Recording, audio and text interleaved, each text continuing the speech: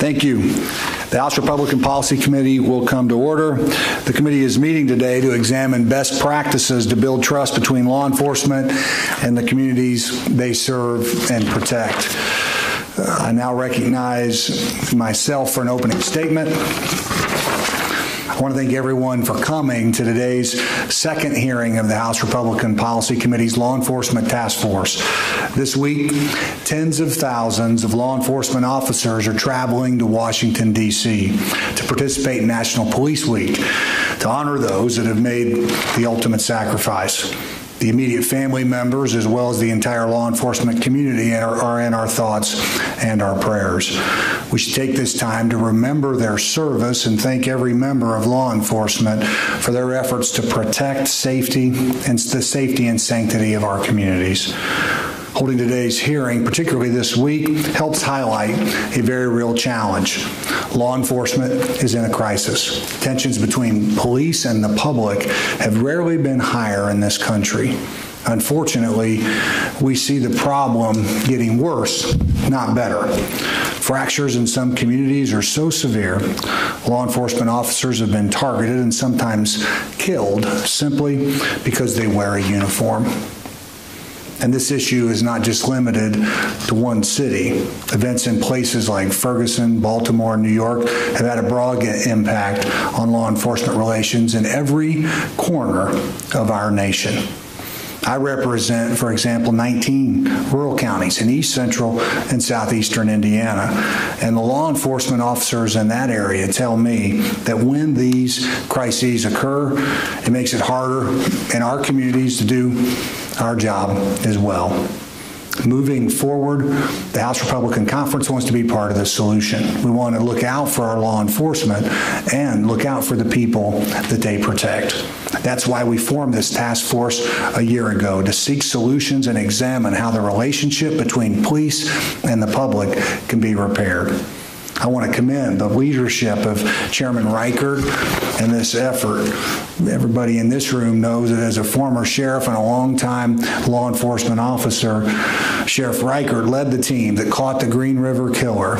He has helped direct the national conversation surrounding law enforcement and the communities they represent as well. I would also like to thank other members of the task force who are coming here in just a few minutes and will be greeting you as well for their participation and expertise. And I want to, and that task force has more than 90 years of combined law enforcement experience. They know firsthand the challenges faced in law enforcement across this country. I want to thank our panel members for being here as well today. This hearing is the next step in our efforts. Police officers can't do their job safely and effectively without the support and cooperation of the communities where they live and where they work. And that won't happen unless citizens feel safe, protected, and respected.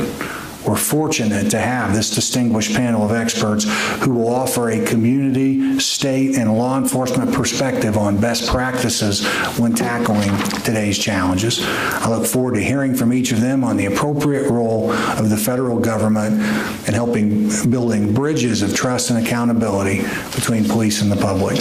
And I now recognize the gentleman from Washington, the chair of the Policy Committee's Law Enforcement Task Force, Sheriff Reichert, who will be chairing today's hearing. Thanks, Sheriff Reichert. Thank you. Thanks, Mr. Chairman. And, I know sometimes these things seem, formal, but we're going to try to make this hearing as relaxed as we can. And because we really want to have, can you hear me okay? If I send this side. We just want to have a conversation and trying to figure this whole thing out.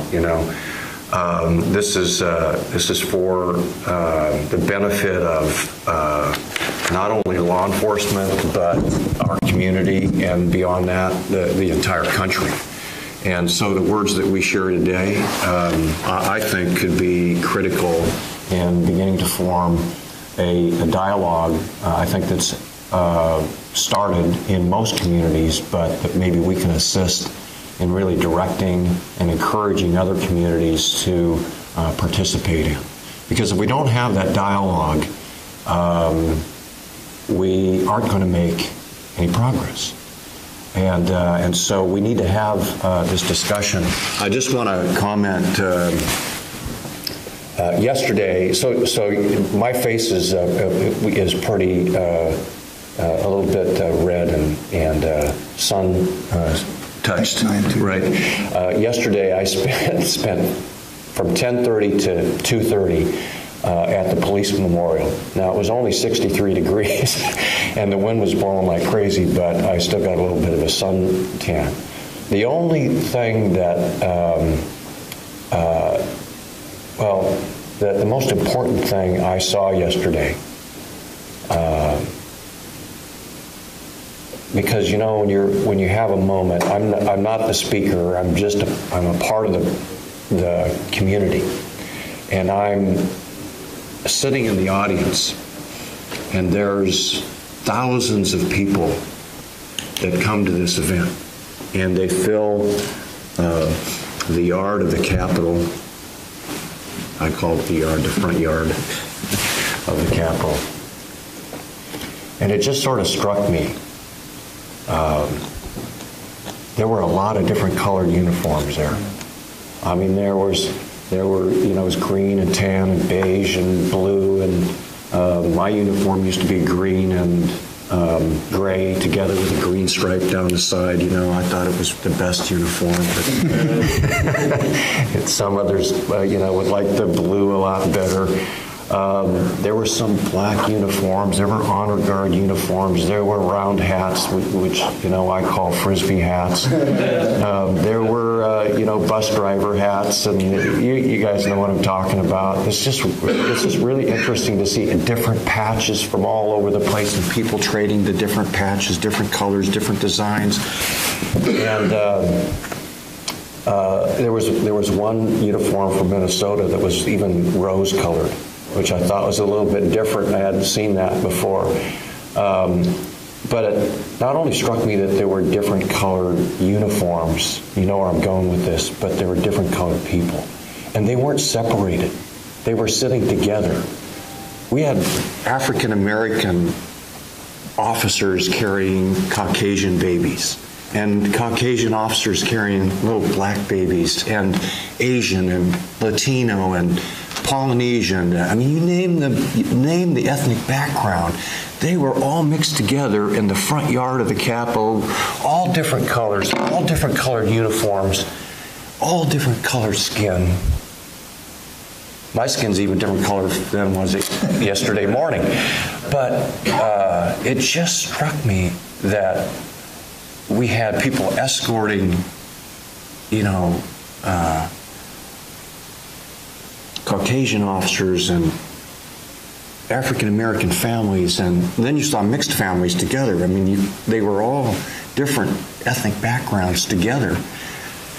They were there for one purpose, together in that front yard of the Capitol. They were together to honor those that died, that gave their life, and to honor those that still serve, and to honor the communities, for that matter, that work with them to keep the public safe. And I was just really struck by that. And I thought last night, I was thinking about this. For a moment in time, Mr. Chairman, I was in a world that made sense to me. I was in a world where all of America was sitting in the front yard of the Capitol. And everyone was together, and we were all of the same mind and the same focus, all on protecting our children and our families, and honoring those that gave their lives in the process, which led me to the next thought of we're all here in this free country, and the people in that front yard of the Capitol were all there together to honor those people that were protecting the freedoms that we all enjoy. God-given freedoms, in my estimation and belief. And I just hope that having these hearings, that we can bring the rest of the country to experience what we experienced yesterday on the front yard of the Capitol, in coming together. I don't care what your background is, in coming together and being one people, America together, United States of America. And that's why we're doing what we're doing here today, Mr. Chairman. That's why we've asked the three of you to be here to testify and to share some of your thoughts. And I'm just so pleased to see that we have a good group of folks in the audience today to be a part of this too, and listen to the testimony. So, you know, that my staff wrote out this opening statement for me, and I totally didn't go by any of it. So they're going to be upset with me. So we're joined by Susan Brooks, and yeah, that's a low chair, so you might want to switch over. I just thought I couldn't be a chair engineer. Sorry. And let's slide that all the way down in case the next person. Does that make sense to everybody? What I was, I saw some heads nodding.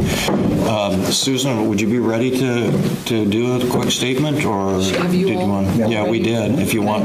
Sure. I don't want to put you on the spot right away, but go ahead. Good afternoon, everyone. Wonderful to be here. I want to thank Sheriff Reichert for leading this important task force and for his dedication to law enforcement in Congress. He rarely goes to the microphone without speaking about law enforcement and the incredible work that's done in our communities day in and day out. And I think it's really timely to have this hearing because of it being National Police Week.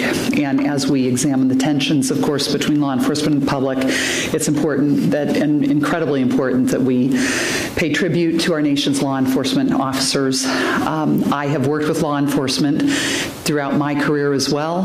I was deputy mayor in Indianapolis and was actually responsible for public safety. So I worked with the police department day in and day out. Worked with the community as well, and worked on issues involving race relations, issues involving a lot of the crime issues affecting and impacting the city of Indianapolis in the late 90s when the city was experiencing its highest homicide rate. And those are not easy discussions often to have and try and come up with solutions for communities. And it is not, and has never been my view, that it is law enforcement alone that solves these problems. We started a faith-based office in the city of Indianapolis during that time, and we were a huge weed and seed community from the 90s when weed and seed was so very strong, which was all about weeding out crime and seeding in hope, economic development, jobs. Then was U.S. attorney, was federal prosecutor, and obviously worked with law enforcement day in and day out, federal, state, and local, and was after 9/11. And so then really our communities came together like we had never seen after 9/11. So I know that police officers are an integral part of our communities and our neighborhoods, and I know that they work day in and day out, whether it's in big cities or small towns or in our rural communities. I have to tell you that I have seen day in and day out the challenges, though, that law enforcement face, and I would say that from talking with law enforcement, particularly in Indianapolis, there has been a change in that they have seen a lot more violence being focused at them as police officers, and I think we have to dig deep, and that's part of why I was pleased to join this task force, was to try to find out what is happening in our communities. Why is it that police officers are being shot at more now than at any time before? What is happening in our communities? Have we moved too far away from strong community policing?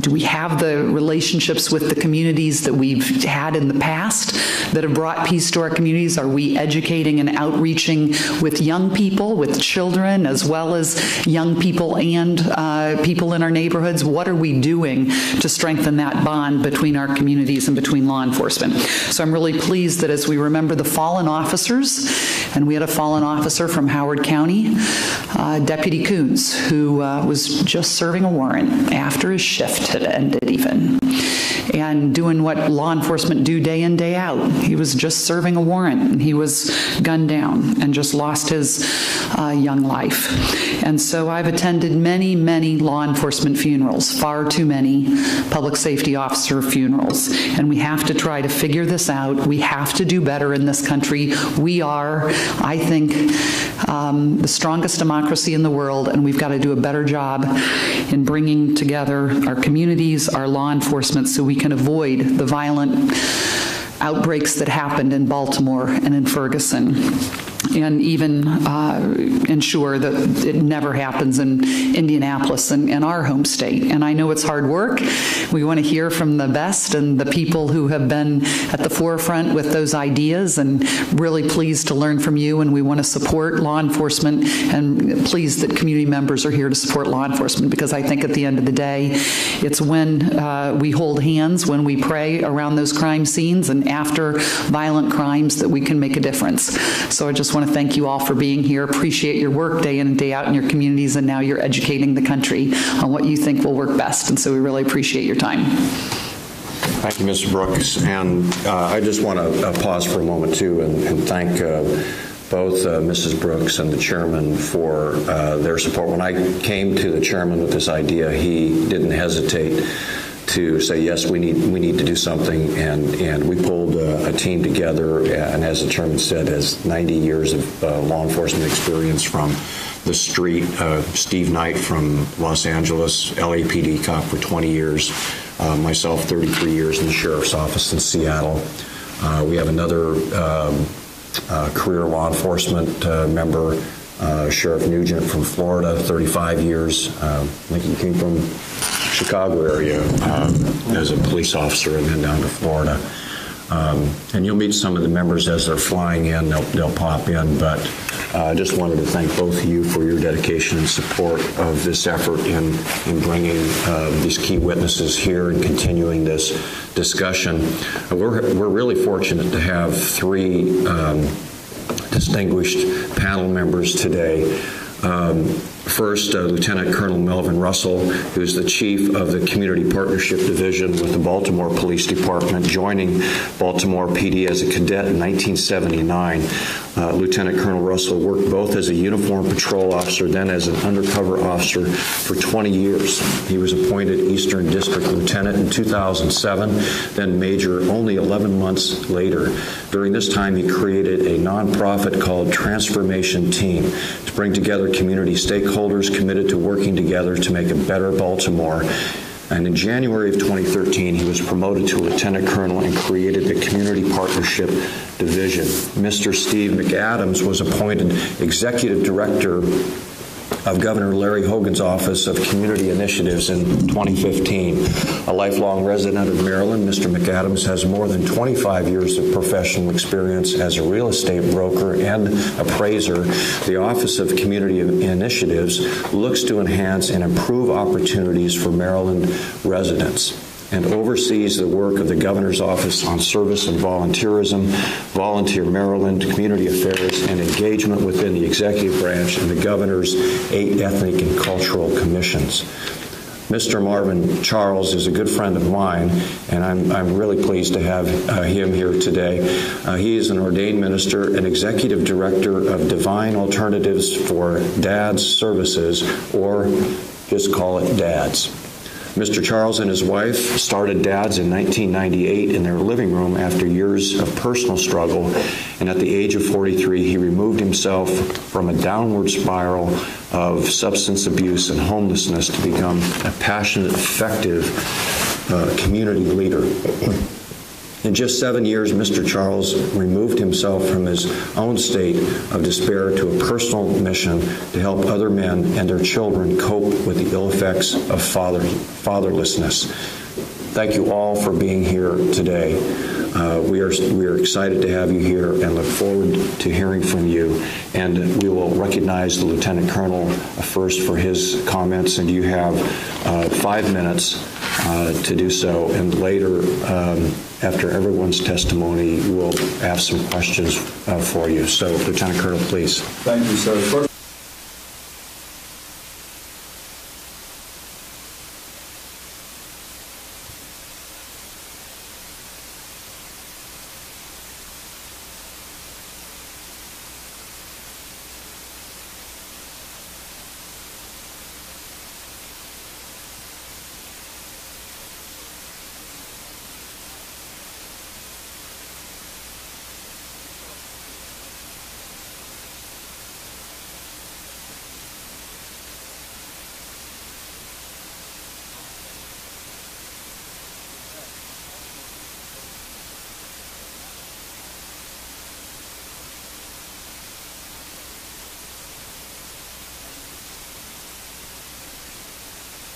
Let me start. No, I'm not going to start over. I'm going to keep going. My uniqueness comes because after years of effective crime fighting and community service from a patrol position, I would become consumed and submerged into the murky world of undercover narcotic enforcement. And I would stay submerged, as the Sheriff Congressman said, for 20 years, oblivious to my surroundings above the darkness of the drug world. It was after I reemerged through seemingly a time warp for me into a social, economical, and spiritual present-day culture that my eyes were opened to a stark contrast of what communities and those who made it up looked like 20 years prior. Police were disconnected now when I reemerged, and no longer part of the communities, but simply occupiers. Communities had lost their ability to socialize with themselves as fear and self-survival seemed to be the day's norm. The youth, to me, were likened as cubs, just lost in the jungle, fending for themselves as the village elders, if you will, were absent far too often.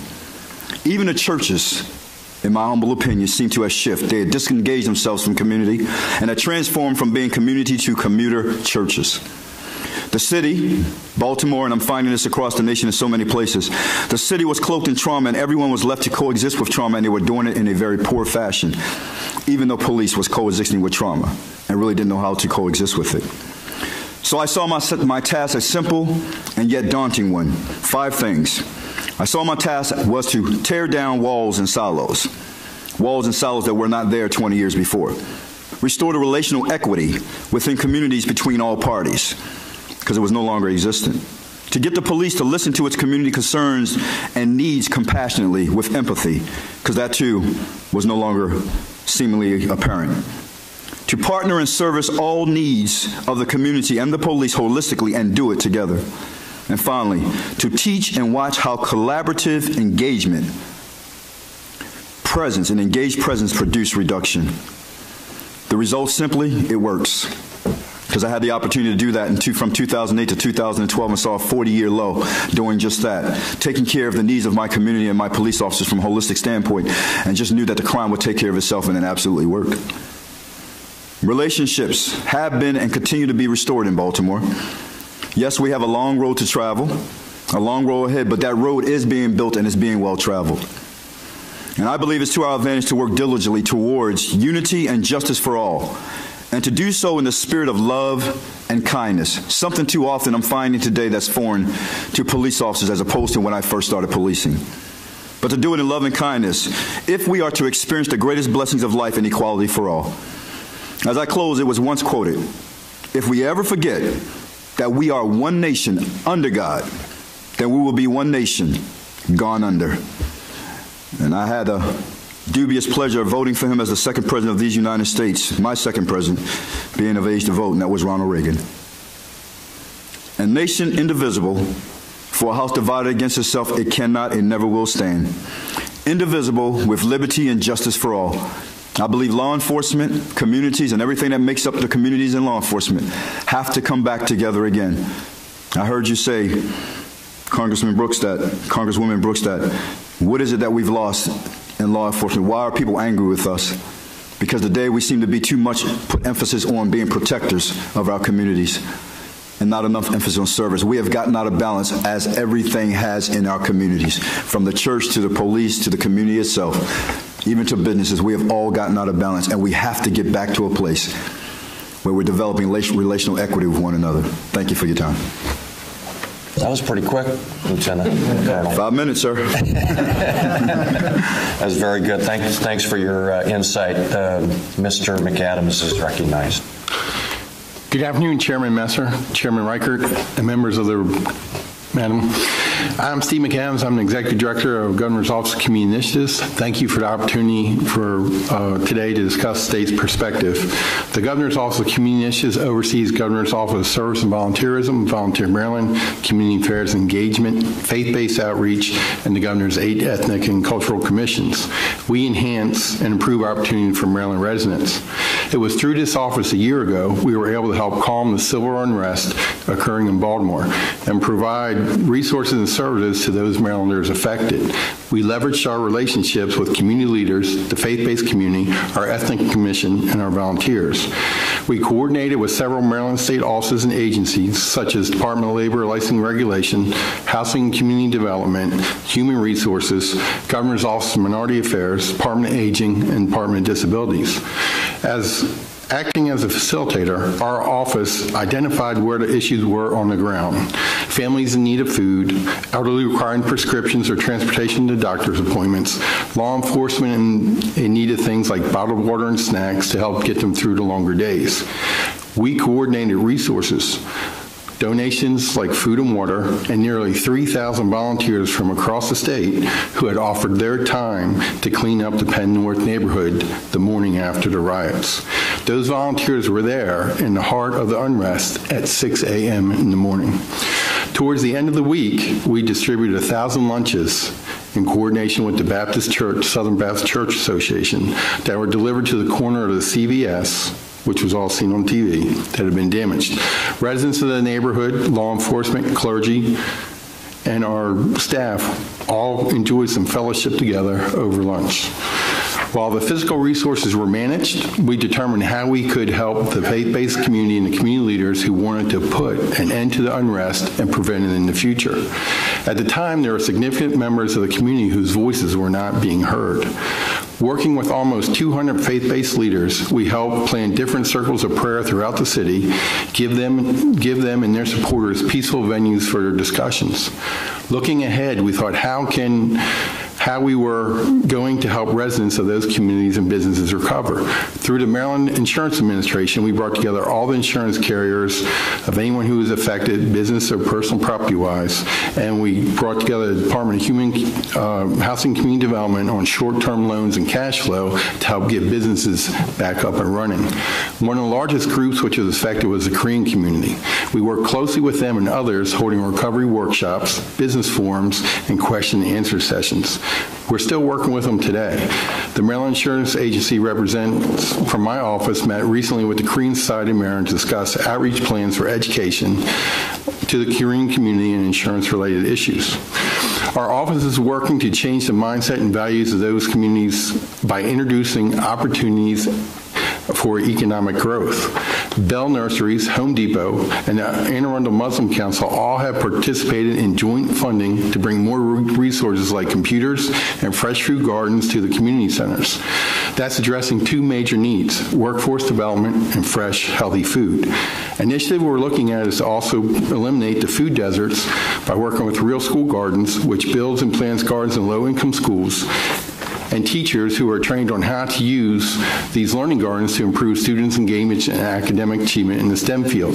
By bringing STEM to the elementary and STEM to the workforce development, we're working with the National Security Agency, University of Maryland, Baltimore County, Bowie State University, the cyber community on programs that will grant scholarships for non-credited cybersecurity courses to those coming from low and struggling middle-class backgrounds. We're working with the Maryland business community to guarantee entry-level cybersecurity position to those who complete these courses. Baltimore City is a pilot for this program. We're a strong supporter of incubators like Under Armour and City Garage, and work with the Department of Housing and Community Development to launch OpenWorks, a creative workspace that focuses on advanced manufacturing. Around the Maryland Institute College of Art, we're pulling in local business to create an innovative village. While we're concentrating on economic growth opportunities, we also recognize that a lot of these adults and children have never left Baltimore, so we're exposing them to new experiences. We're working with businesses where we've taken families to the Eastern Shore to visit working farms, taken a boat cruise on the Chesapeake Bay, and taking them to learn how to eat crabs. Every week, Eastern Shore farmers are donating fresh food to Baltimore children to ensure it gets to their communities. It's important for the children and youth of these neighborhoods to have a safe, clean places to play and opportunities to learn. 50 midshipmen from the U.S. Naval Academy volunteer as mentors for Baltimore school children, and they're hosting them this summer for a 2-week camp in the Naval Academy. We've identified community centers where we can make a difference, increasing the number of children they're able to serve each day. For example, we helped local resident Erica Alston raise $90,000 to expand and improve her Kids Safe Zone, which was in the heart of the riots, which now serves 100 children on a daycare basis. Our office raised $10,000 to send Baltimore children to former Harlem Globetrotter Chu Smith's summer basketball camp. We helped bring together Under Armour and the Living Classrooms Foundation, and we're working on rebuilding the Living Classrooms Under Armour Community Center in Target Investment Zone for another part of Baltimore. The hope is that the combination of community engagement and service, health and wellness, leadership, education, workforce development will disrupt the cycle of poverty and serve as a model to expand through the United States. The civil unrest last year in Baltimore calmed because of the contributions from everyone: local government, state government, the private sector, nonprofits, faith-based community, law enforcement, Baltimore City residents, Maryland residents, and those outside our great state willing to give their time and resources. And as we rebuild Baltimore, it will take a continued dedication from all these groups. As you see from the public-private partnerships we've begun to develop, it's an honor to be part of Governor Hogan's administration, work with the City of Baltimore, and we continue to demonstrate our commitment to improving Baltimore and the lives of its residents. Thank you. Thank you, Mr. McAdams. Mr. Charles, you're recognized. I heard you first say two comments before my time starts. My wife says I never met a Mike I didn't like, so I hope you don't hold that against me. And then you said be comfortable, so I'm going to try my best to do that. Congressman Reichert, thank you for this opportunity to sit before you today. Never thought in a million years I'd be sitting in a room like this, be able to speak to folks like yourselves, and that they would even listen. Thank you for inviting me to speak today. I'm honored to be here. I first met Congressman Reichert at his district office last year, just before I drove my 18-year-old daughter to Oklahoma to start her freshman year in college. This was a daughter who started my journey. She was a baby girl that I was about to abandon on the steps of the hospital 18 years ago. But as I held her that day, my heart changed. I looked into those little brown eyes and I started to cry. I realized that as a father, what I was supposed to do was not that. But I had no idea what a father was supposed to do, and because of that, I had the opportunity to come to you today, to sit before you. Let me tell you the story of dads. I'm going to push this to the side. In 1997, I walked out of a crack-filled environment to set my daughter on the steps of the hospital because I couldn't do that. I couldn't do it anymore. This was a seventh child who was born under those conditions. I got to the hospital, I couldn't do it. I went to a women's shelter and asked them could they help a man who was 40+ years old, and they told me they couldn't do it. My best opportunity was to take her to the CPS office. I took her to the CPS office. That was the most humiliating thing I ever did. Why? Because the CPS already had 2 other kids of mine that had been looking for me for 2 years, and here I show up on the steps with another. But I didn't have a choice. I was tired, sick and tired of being sick and tired. So what I did was they gave me a list of things to do, and I began to do those things. I thought at times I wanted to go back and use drugs again because they got to be too impossible to do. But it wasn't about me anymore. It was about this little girl. So I did what I needed to do. I remember when the state appointed a caseworker, and the caseworker looked at me and her mother and she said, she has no more chances. This is her 5th rodeo and yours is slim to none. That was the obstacle that we were up against. What happened was the caseworker who was supposed to be our caseworker made mention if you were married it might be a little different. I don't think she was saying that for my favor, but I grabbed Jeanette by the hand. I walked around the corner in this juvenile justice center and said, if you will marry me, I will do everything in my power to make you the happiest woman in the world. 3 years later, we accomplished that goal and brought our kids home. I had a number of other things that happened along the way. I was born raised in the foster care system. My mother was 14 years old when she had me. My father was 20. And 45 years later, I reunited with my mother, who was just living down the street from me. I asked her about my father. She said she hadn't seen him in 40 years. I went to visit my dad. She went to visit my dad. He asked her to marry her. They got married. That reminded me of a prayer I prayed in treatment.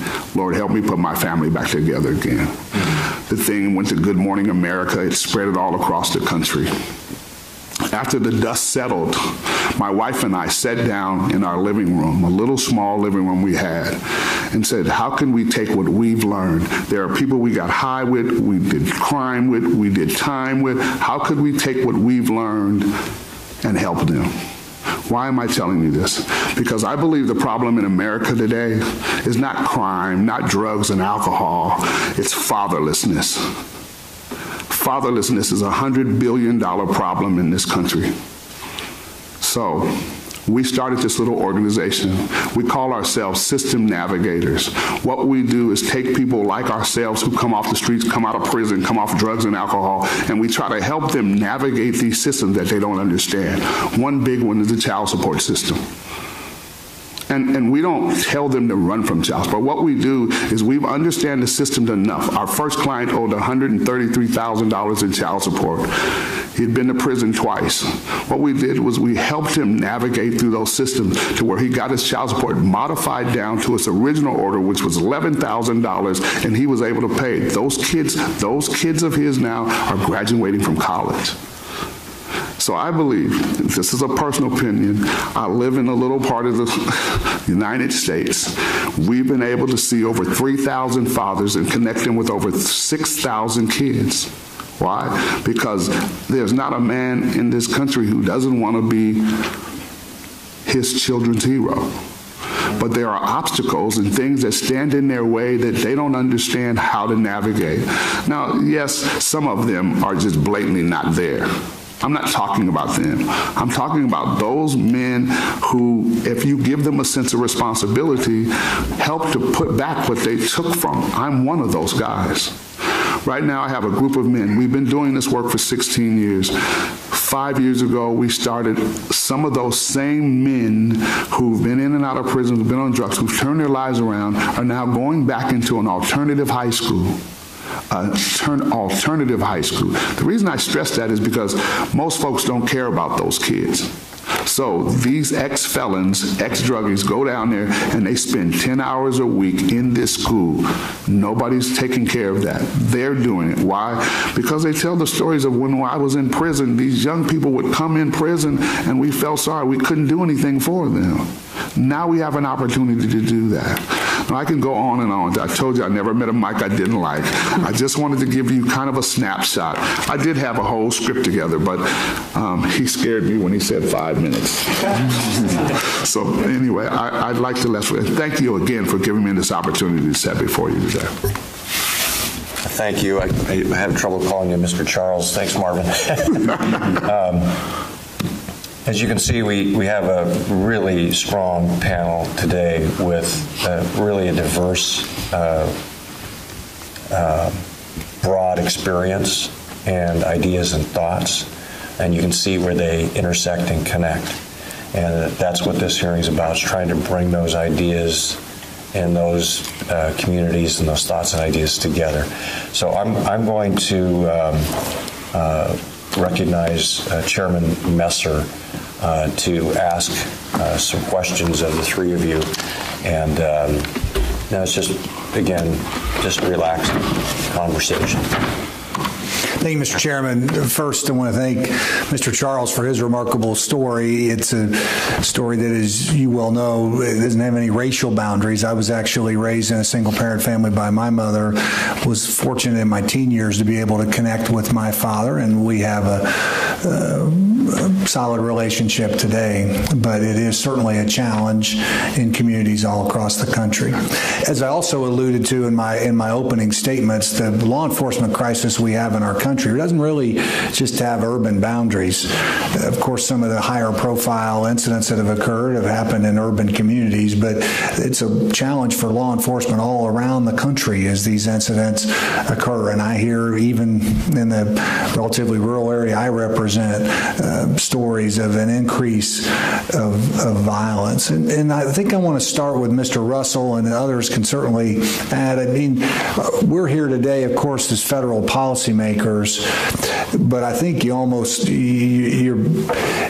best when trying to analyze what we do, first think about what it is should we do, and then think about what is the appropriate role of the federal government in the nexus of that. Could you expand a little bit about what do we do now as a nation to try to repair this broken bond between law enforcement and our communities? Well, thank you. Well, first of all, I think we as law enforcement have to invest just as much time in the service piece as we have for years and years in the protective piece.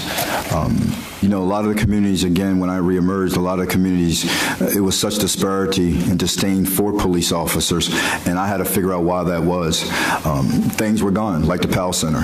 Things were gone like officer friendly. There was no more connectivity between the community and the police and the community. And so the police were just basically just being callers. As a matter of fact, the whole dynamics of what that police officer was made of and where he came from had equally changed. When I first became a police officer, if you ask any one of us, 3,000 of us, where'd you come from? We all came from Baltimore City. Mm-hmm. We look like Baltimore City. We look like the communities. We understood the culture. But then when I reemerged, I found out there was only 21%.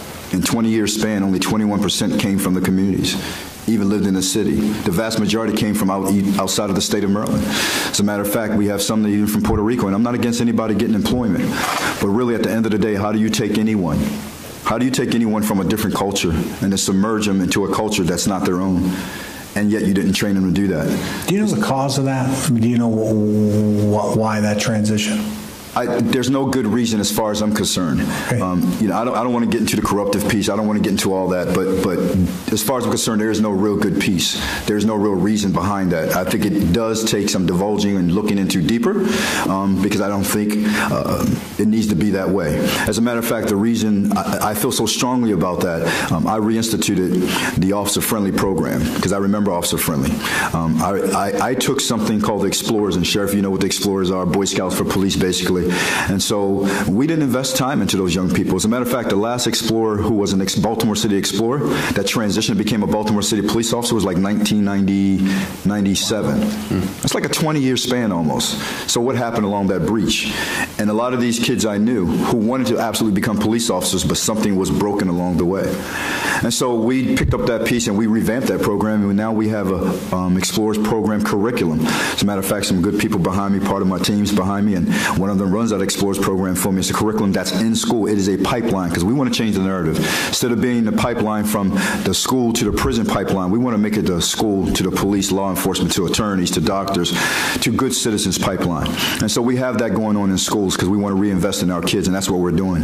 You know, a lot of things that we weren't doing that I was seeing when I was a patrolman, they were no longer happening. You know, we were playing ball with the kids in the street, you know, but we had become so disingenuous and so disengaged, even the way we were talking to police or to our kids. You know, one of the things that shocked me the most, and so this is all going back to relationships. We have to get back to building relationships. I don't know why we ever got away from it. But one of the things that shocked me when I first reemerged after 20 years back in uniform, kind of proud to be wearing the uniform again because I really didn't want to be a police anymore. But anyway, here I am back again, and as soon as I cut a corner and some kids come to me, you know, these are high school kids, and to the top of their lungs they're screaming, I hate the explicit language police officers. Not police officers, but police. I hate cops. I hate cops. And I couldn't understand what that was. But I did some exploring and realized that sometimes our behavior towards our youth, our citizens, our community, it probably wasn't as professional as it should have been. Mm-hmm. And so there was breach on both sides of the fence. I never point the finger at any one entity. I think it's all of our fault. I think we all dropped the ball. And so I think if we're going to get back in line with things the way they used to be, because everything old is not bad. I love technology. We can't live without technology. We're not going back. But I do think that technology came at a cost. I believe it came at a cost of social skill set. I tell this story and I'll say it real quick. You know, my wife and I, my beautiful wife, she's back there somewhere. There she is. Probably the most beautiful woman in here. I don't mean no disrespect. But anyway, my beautiful wife and I, we have a blended family of 8 kids. And so two of our oldest kids are still home. They're both in college, and they're 18-year-olds. His first week of college, and I don't think she even knows this. He came to me and said, "Pops, can you teach me how to say hi?" Now, here's a guy who's an all-star athlete, all-star in football, all-star wrestler, lacrosse, and he's asking me, how do I say hi? "Pops, you just do it so easily. You talk to everybody." But I'm walking around this big campus, and I can't even say hi. How do you do that? Technology. I watch our young people, the way they communicate. They've never had that skill set. You know, you and I, when we grew up, we were outside playing. It was face-to-face. It was contact. I can remember just a few years ago, and I'll probably end on this, maybe not. A few years ago, I'm watching our 2 oldest boys in the house talking to each other, but I thought they were talking to somebody else because they were on their iPhones. But it wasn't until I seen my youngest one, the one that's just started college, reach over and slap. He slaps his big brother, and he starts laughing and saying, "Man, you crazy." And I'm realizing they're talking to each other through the stinking iPhone. And they're sitting right next to each other. Social media has come at a cost. It has come at a cost. And I say that because Baltimore Police Department, I'm not sure what the statistic is across the nation, but the average age of the Baltimore City police officer is 26 and a half years old. I'm an old dinosaur today. 26 and a half years old. And they come from that same pool, that millennium pool that we're pulling from. And we as police officers, we in administration, education and training component, we never seen it hit us. We never thought we would have to teach our young police officers how to be social creatures, how to get out of the car and just say hello to people. And I'm so grateful today that our police commissioner, I love him to life, Police Commissioner Kevin Davis, one of the things he's instituted is a foot patrol. It sounds stupid to me, but it makes sense. A foot patrol curriculum. Who would ever think you had to teach cops, young cops, how to get out of their cars and walk foot and say hi to people? But that's the crisis we're in now. We like locking up bad guys. We're good protectors, but we're so out of balance now. We're so out of balance. And we have to get back in balance with that servitude piece. And we don't know how to serve. And so my mission today in my department is to help our police department and all the young police and even some of the older ones who have kind of gotten warped in their sense of thinking, to teach them how to get back to service. Because we need them both. We got to protect, and we absolutely got to serve. And so if we're going to get back, we got to be really open-minded about this and really have empathy and compassion for our communities. Because at the end of the day, when we lock arms with each other, when we really lock arms with each other, we'll get those relationships back. The crime will take care of itself. It will drop. But if we're not talking to each other and it's just us versus them, we'll keep getting more of what we have. Yeah, this is what Ms. Brooks. So the next questioner. Yep. Mrs. Brooks, you're recognized. Thank you. Thank you.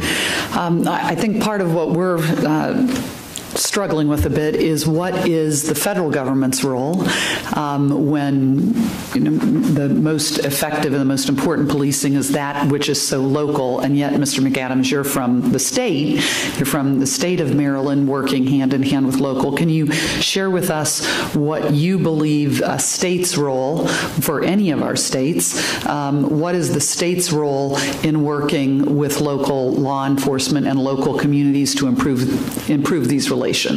You've mentioned a lot of things you're doing, but I'm curious whether or not you know at the state levels that's being done in other states. Are you learning from other states? Can you just talk with us about what the state's role has been? The state role has really been, Governor Hogan he wants our administration to be out in the community. So we feel the biggest asset that we can be is what we were talking about here as a listener. So if we listen to the community and understand what your needs are, we're best to help facilitate and help the police or help bring resources in. One of the things that we alluded to here was the PAL centers, and what we hear when we're all through the city, the number one thing you hear is the lack of community centers. So if there were opportunity for the federal or the state to work with the cities who are strapped to put in community centers where the police ran those centers, and they also were the coaches and everything else to engage that interaction. So the biggest thing I think that the states can do is be on the ground, understand what's going on in all the different communities, because it may not be one uniform solution for all the places across the country. Thank you, Mr. Charles. With respect to the faith community, and as I mentioned in Indianapolis, we have had, starting in the 90s, called the Front Porch Alliance, and it was all about getting people out back on their front porches, interacting as neighbors. What was the faith community's role in bridging the gap between neighborhoods, communities, and law enforcement? And certainly, I completely agree with you. We need to strengthen the role of fathers in this country. But can you talk more specifically about the faith community's role that you've seen and the communities you've dealt with, and how do we engage? Because I think Colonel Russell has said that we've seen kind of the churches have now, a lot of really strong churches have become more commuter churches rather than resident-based churches, and I'm curious what your thoughts are about that. So we have a storefront office on Rainer Avenue, which is in the heart of the urban core in Seattle. And about 12 years ago, a Caucasian gentleman came to me and said, how about we just do a little Bible study in your office? That was 12 years ago. This man stood in my living room and looked me in my eyes and said, you are my beloved son in whom I'm well pleased. And I said, why did you do that? And he said, because you've never been validated. And he was absolutely right. What that made me do was turn around to my two sons, 13 and 14 years old, and said, I don't want them to spend 40 years not being validated, so I validated them. But that man interested me. His thoughts, his things. He had something I didn't have. He wasn't my color, but he still had some things I didn't. So I began to walk this journey out with him. So we started about 2006, a little Bible study in our office. This Bible study today, that was 7 guys we started. In fact, there were 7 black guys and 1 white guy, and the brothers said, what is the white guy doing here? But today that Bible study has 35 men in it, and I call the Bible study Park Bench to Park Avenue because there are men from I have a Vietnamese man, I have Hispanic brothers, I have white, I have black, and all we do is sit in this room for 2 hours, crack open the Bible, read the Word. And what we find that there's people coming cross lines because we're not here to tell you what you should believe in. We just walk this journey out together. And then in the process of that, we talk about those current issues of what is fatherlessness to you? Was your father there? Was he not there? Now, again, this has been just in our little corner of the world. It hasn't caught on like I'd like it to catch on, but it's been pretty relevant. We have a 90-year-old man who comes to this. He's been married for 70 years. We asked him, how did you do it? You should have seen these folks leaning in to listen to how he did it. He said, I just tell my wife I love her every day. I started telling my wife I love her every day, and I found out one thing. It's hard to get mad with her when I tell her I love her, right? It's been those little things that have been galvanizing some stuff. May I? I have to quote some country music lyrics. Some of my favorite country music lyrics about a guy that lost his wife to another man, and he's sort of wondering why. And essentially the lyrics are, he tells her he loves her and says that he needs her. Why didn't I think of that? Wow. Wow. Yeah. I was wondering if I could just piggyback off of that, what Pastor Marvin talked about. What I'm sensing in Baltimore, not sensing, but absolutely knowing that's a factual, our community members, especially in the most impoverished areas, they don't want anything to do with the churches. Right. They feel like the churches have abandoned them. Right. And so one of the things that we started to do is just begin to beseech, beg our churches to get out of their silos, break down those 4 walls and reconnect. Because again, stop being such a community church, reconnect to be that community church, that church that, you didn't have to call the police when 20 years ago. If Keisha was getting her, behind kicked in the corner or there was a crack house, the fellows at the church took care of that, right? And you don't see that anymore. We're so disengaged. And I'm talking to myself too, because I am clergy, as well as I wear a couple of hats. And so one of the things we were compelled to do was just get in the church's face, and they couldn't tell me anything different because I speak their language, so that kind of made it neat. Plus, I carry a gun, so that made it real neat. But at the end of the day, we thought of 3 strategies, and one was, listen, of course, churches, they have to pray. That's what the churches are there for. So, yeah, we're building prayer altars, and I'm not belittling that. We're building prayer altars across the city, but strategic prayer altars in silos. Not in silos, but in spheres of influence. So whether that be a media center, I'm going to put one in police headquarters, the school board administration is going to get one, and we've got them all over colleges. We've got them in strategic places where they pray for leadership and pray for people in they have assignments. But the other thing is to get those churches to come out and fellowship with not only the community but themselves. You know, I worked in a district at one time where I had 4 churches in one block. Baltimore City almost has 2,000 faith-based institutions. And one block 4, but at the same time, it was nothing but murder and mayhem in that block. Right? There was drug dealings. There was one time where the people respected the church. They stopped cursing when they walked past the church. Now they deal drugs on this church. Now there's violence in the church, and there's all kind of stuff going on because the church has lost its relevancy today. And so we teach them how to come out and not only fellowship with the community, but fellowship with themselves. And you know what? Stop just pushing on the community what you think they want. Ain't nobody trying to get a chicken sandwich. Ain't nobody trying to get a fried dinner, chicken dinner. Assess the community needs and then provide those needs if you're going to be relevant. Stop patting yourself on the back because you gave some clothes away during a holiday. So we teach the churches that. But probably the most powerful thing that we've done, since the 70s, we've had something, and this is where I'm ending, we've had something called chaplaincy, like most police departments across the nation have chaplaincy organizations. We've always had about 7 chaplains, very diverse, all cultures, all faith-based. But at the end of the day, when I got those chaplains and they fell into my lap, I realized that all they were doing was praying at graduations, at promotions, and going to the hospital when we got injured to minister to us and our families. And I thought, what an underserved, what a waste that we were doing. And so we bolstered that. Today we run a chaplaincy academy. We never had one before. I started a chaplaincy academy. And my vision is to have a minimum of 216 chaplains. And I won't go into why, but that's strategic reason. 216, not 7 chaplains across our city. Saturate our city with them. In our first class, we had about 35 in 12 denominations. We've got rabbis, as a matter of fact, on yesterday at the closing for the Fallen Heroes, one of our chaplains, Rabbi Tenenbaum, he was there and he spoke at that function yesterday. And so we have these chaplains and we put them in the car. We put them in the car with, guess what, the worst police officers in the city. Because here's what we understand. At the end of the day, it's very difficult to continue to be a nasty police officer when you got a clergy in the car with you. It's extremely hard. It's extremely hard. Unless you want to go, Father, forgive me all day, you can't do that. And so we put them in the car with them. And when they get out of the car, the chaplains have taught not to be intrusive. As a matter of fact, I think we have a couple here. Just raise your hand real quick if you're a chaplain here.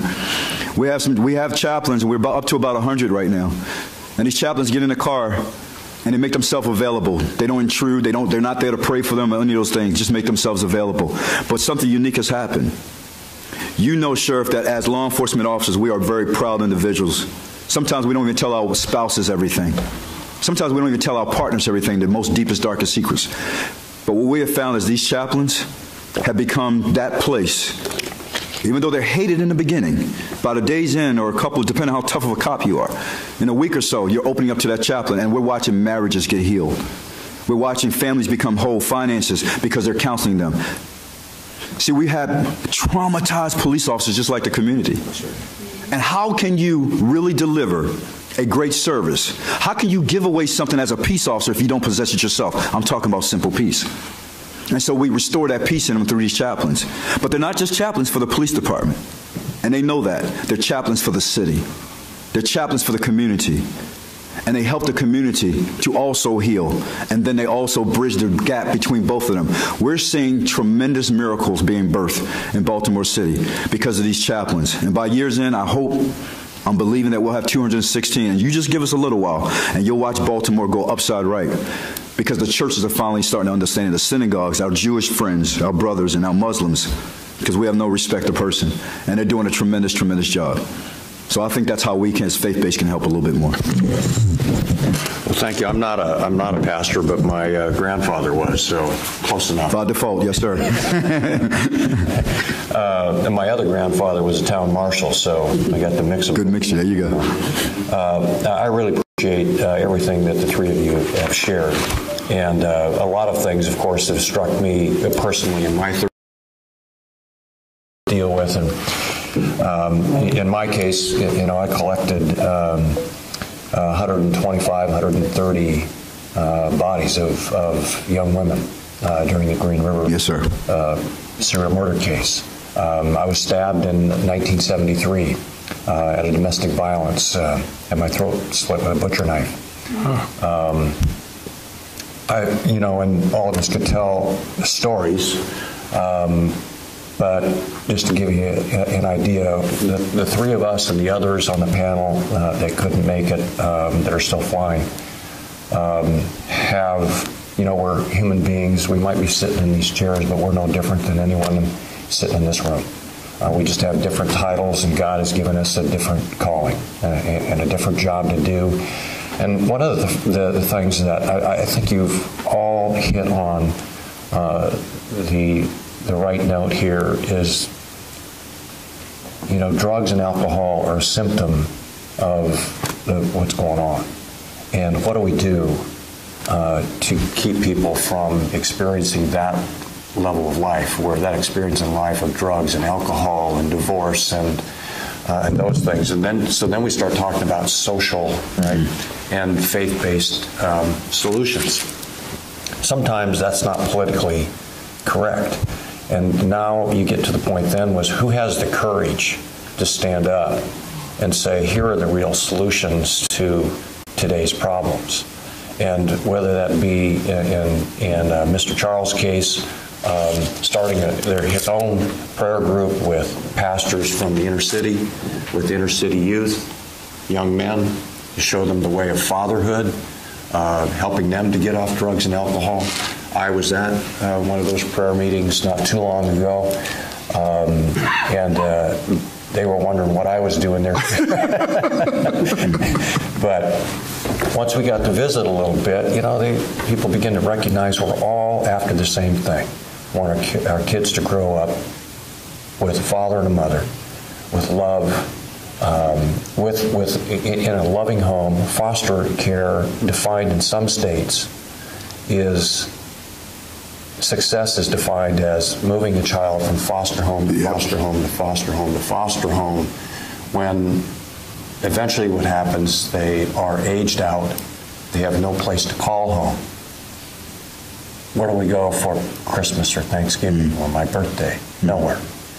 So one of the things we've been doing at the federal level is trying to find a place where we can make it easier for and providing incentives for young people to be adopted, especially those in the teenage world, because that's the most difficult age to adopt. So we passed a law a couple years ago to help move that process. Those are some things that we can do that sometimes to us feel inadequate, because you're the ones, on the street where the rubber meets the road, and a lot of that personal interaction, real solutions coming immediately to you. The other thing I want to mention is PAL, the Police Activities League, school resource officers, storefront officers, that Charles or Marvin mentioned.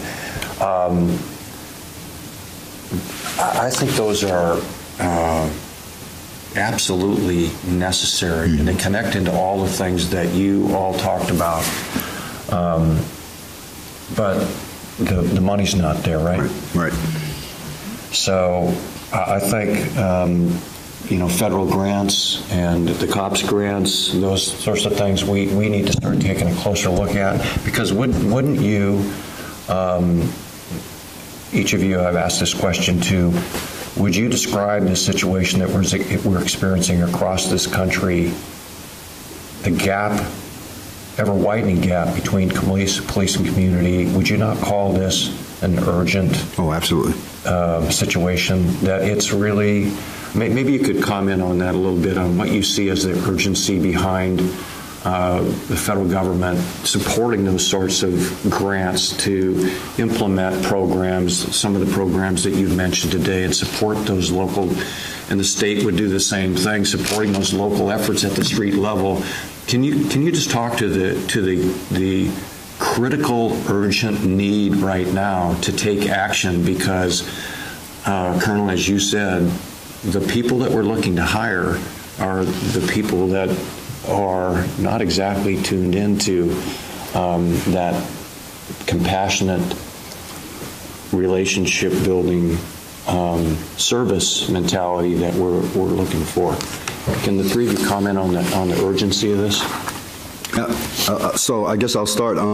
So, I mean, you hit the nail on the head, Congressman. So funding, it's easy to find funding when we're talking about tasers, vehicles, long rifles, and all that stuff, right? But when it comes to service pieces, you know, I've got one of my staffers here, and it's tough finding funding, federal funding to do things, because we realize, like PAL centers, they are critical, but we can't get funding for that, you know, whether we call them outreach centers. And so what we find, we're going to the private sector, and we're begging Peter, and so we're using church halls, and we're doing everything we can, and we're just thinking, what a travesty if we could just get funding for this, how many kids we can help. You know, we're in school systems, so we get that piece, but, you know, we're building out back-to-school at-risk camps for the worst of the worst kids so we could transform their lives overnight.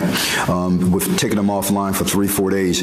But at the end of the day, it still comes down to funding. It absolutely comes down to funding. It is urgent. Our children will tell you in a heartbeat, we want you, we want a relationship with you, but they just don't believe that's going to happen.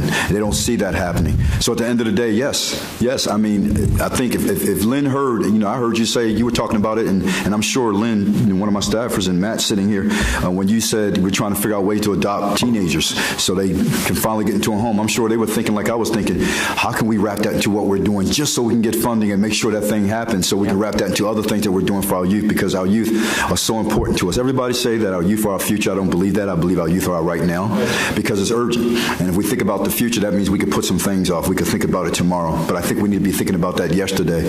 And so, yeah, I mean, if there's something that we can convince you guys of, and so we can find funding coming out of Congress or wherever the case may be, federal funding, I'm all for it. I'll do cartwheels. I'll get butt naked. I'll do whatever I got to do to find funding for our young people so we can push our agenda forward. We know we've got some secrets, keys to success to helping our young people. We work with our young people on a regular basis, and half the time we're looking for private sectors like the Under Armours, like the downtown locker rooms, to fund things because we can't get funded, because it's not a popular thing to do, to fund these things. But the return on it is so vital. It's so absolutely vital. Just think about this as I close. Think about this, taking some horrific influencers as young people in schools, as young people who are homeless in the streets, and taking them offline, and now becoming influencers for the good, and putting them back in school, getting them in transition housing or whatever the case may be. You know, the good book that I read says sheep begat sheep. We would never have to market that. These young people would be the marketing themselves, and they would say, I used to be right where you were. There would be more great Marvins coming out of this if we were able to fund it. It's more difficult for, I think, legislators to say, put the money up front. Yes.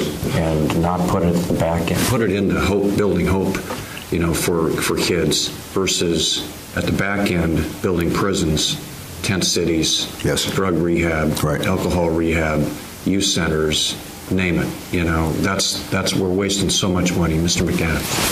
I think it's urgent because without the funding for the PAL centers, it does several things, especially in areas where you have a lack of fathers and family. It provides structure, it teaches life skills, it's sustainable because you can have a facility where kids are going and they can get involved with sports or learning, and it's something that you can carry on through time that will help them get all the values that they need to compete when they become older. It teaches them all the values that they're not getting. Here's what we had to do. Let me just share a couple of things with you. From 2001, 2014, Washington State fathers who were dad's client increased their monthly child support payment by 12%. From 2001 to 2014, fathers in Washington State who were dad's client reduced the total amount of back child support payment to their children with an additional $6.7 million. During the fiscal year of 2012 to 2013, the state of Washington child support said that dad's client paid, saved the state of Washington $1.24 million in child support, TANF, Medicaid. Here's what we had to do. We knew that if there was going to be anything around funding, that we needed to go out and do the work first. Prove that the work would be fundable. Yeah. That was the avenue that we decided we needed to take. We have a meeting with the head of child support in the state of Washington. I have a former ACF federal child support worker who is now he retired in December, and now working in our office because his job is to find out where can we find the funding. Now, in the meantime, what we've been able to do is go to the community And the community are looking at these numbers and said, yeah, we want to provide funding for you. It's not that it's impossible. Now, it's not millions and millions, the federal government has that, but we figure like this. If our community is funding this, those same community members are taxpayers. Sooner or later, somebody's going to raise their voice and the federal government's going to come around. That's the strategy we decide to take in this. God told me 3 things. Don't go looking for anything, because what you need, I'll bring it to your door. Don't charge anybody anything for your services. That's right. And what I give you, give it away. There you go. And for 16 years, we've been doing just that. Perfect. Well, thank all 3 of you for being here today. I think this is just a powerful testimony and very useful to us. I want to just make a quick closing statement related to everything that's been said. I really identify with the service aspect of police and community. In fact, when I became the sheriff in 1997, the core values, as Marvin knows, that we have, that we made in 1997 are still the core values of the sheriff's office today. And they're the core values that our offices work under here in Congress and back in the district, and that's leadership, integrity, service, and teamwork. Now, I want to explain those very briefly. That spells a word, L-I-S-T, and I had to do that because cops don't remember anything. You have to keep it, am I right? Yes, keep it simple. That was good for me, too, as the sheriff. I had to keep it simple. I tried to come up with core values that spelled donut, but that didn't work out so well. So we came up with L-I-S-T. And now, leadership, integrity, service, and teamwork. The most important word in those 4 words is service. It happens to be number 3, but it is number 1, service. What do I mean by that? The heart of a servant. We all know where that comes from. Oh, yeah. The heart of a servant. Amen. That's what we have to teach our police. When I was the sheriff, I tried to hire people who I thought had the heart of a servant. When you hire people that have a heart of a servant, so Marvin and I, we know that every day that we get up, Marvin's putting me before himself. Amen. I'm putting Marvin before myself. So he and I now have a relationship based upon this heart of a servant. Amen. And we have a partnership which then leads us to being honest with each other. Now, honesty is good, but we have to have consistent honesty, which leads to integrity. Yeah. That's the I. So now we have a team built on heart of a servant and integrity. Team. That's the team we need to have across this country, built on heart of a servant, integrity, team. And guess what we have? We build leaders. We have a community of leadership. Amen. That's the way I explain it. But this is not the last time that we're going to maybe ask you to come back and testify or meet with us on an informal basis. I'm excited every time we have one of these. The hearings just keep getting better and better. The witnesses are better and better. Thank you for your time today. Thank all of you in the room for your time. Thank the members for their attendance and time. And thank you for your service. Thank you, sir. Thank you. Get it? This meeting's over. Thank you. Hey, Steve. Yeah. Thank you.